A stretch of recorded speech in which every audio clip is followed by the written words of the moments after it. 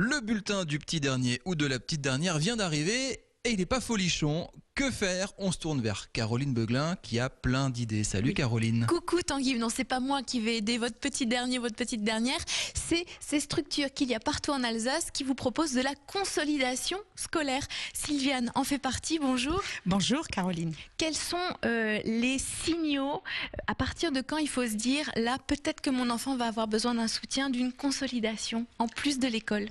Alors l'enfant, quand il est en échec scolaire, quand il a du mal à aller à l'école, quand il a peur d'aller à l'école, ou tout simplement quand l'enseignant le propose, à détecter donc un certain nombre de lacunes, voilà. Et ça dès le primaire? Oui, en fait, un enfant qui est en échec scolaire, en fait, qui a du mal, qui a perdu confiance en lui, aura du mal à apprendre les nouveaux apprentissages. Donc, consolider les bases, effectivement, c'est très, très, très important, même en primaire. Voilà. Il y a des stages prévus pendant les vacances. Alors, évidemment, pas toutes les vacances parce qu'il faut s'amuser aussi.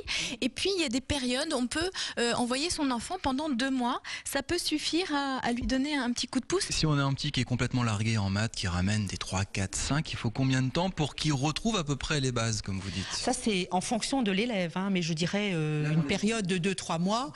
On parle de mois. Là, oui. Dans les prochains jours, les vacances scolaires, ça suffit pas. Il faut aller sur des périodes. Non, il faut aller sur du long terme. Alors, pas forcément tous les jours, parce que bon, il faut que l'enfant ait le temps d'assimiler l'enseignement, hein, tout simplement. Mais voilà, je dirais une période raisonnable, c'est 2-3 mois, à raison d'une séance par semaine, oui. Par contre, ce que me disait Sylviane, c'est qu'après, au niveau collège ou au niveau lycée, parfois juste un stage intensif pendant les vacances, ça peut suffire. Oui, parce que l'enfant, plus il est âgé, plus il a des capacités d'apprentissage et il arrive à mémoriser donc plus facilement l'enseignement, tout simplement. Hein, donc, et c'est facile de cumuler l'école, le collège et après le traditionnel cours du soir, s'il le faut?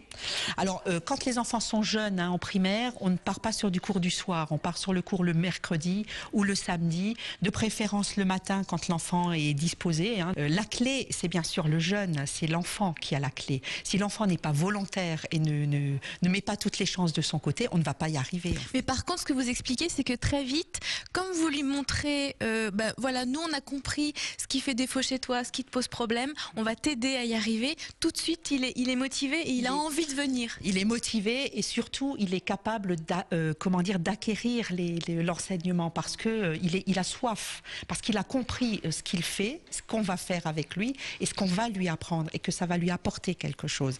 Est-ce que c'est pas aussi le rôle des parents d'aider l'enfant qui est en difficulté? Alors les parents, bien sûr, sont là pour leur aider, pour l'éducation, etc.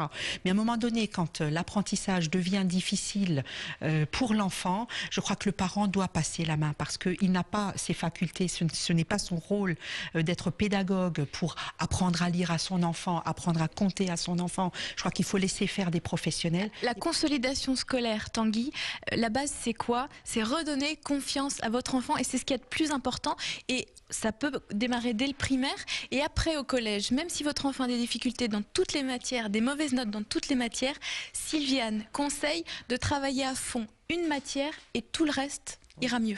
Retourner dans une spirale positive, parce que souvent quand on est en échec scolaire, quand les choses vont mal, on a des mauvaises notes dans un certain nombre de matières et l'enfant perd pied. Il perd pied parce qu'il manque de confiance tout simplement en lui. Je ne dis pas qu'il ne faut pas retravailler les autres matières, hein, ça je ne le dis pas. Mais pas tout en même temps. Surtout pas tout en même temps. On a droit à un bon point? Ah bah oui. Il y a des bons points ici. Des talents. Vous n'avez pas fini de travailler, Caro, vous n'avez pas encore fini de travailler. Des idées sorties.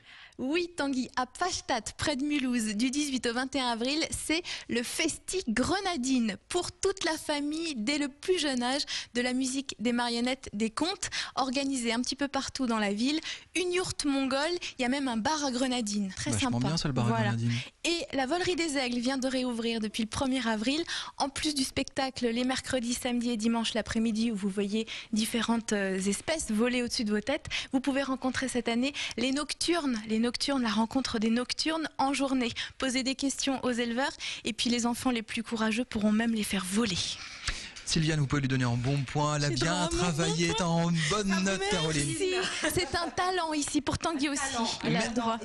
C'est très gentil, merci. Merci beaucoup. Allez, à bientôt.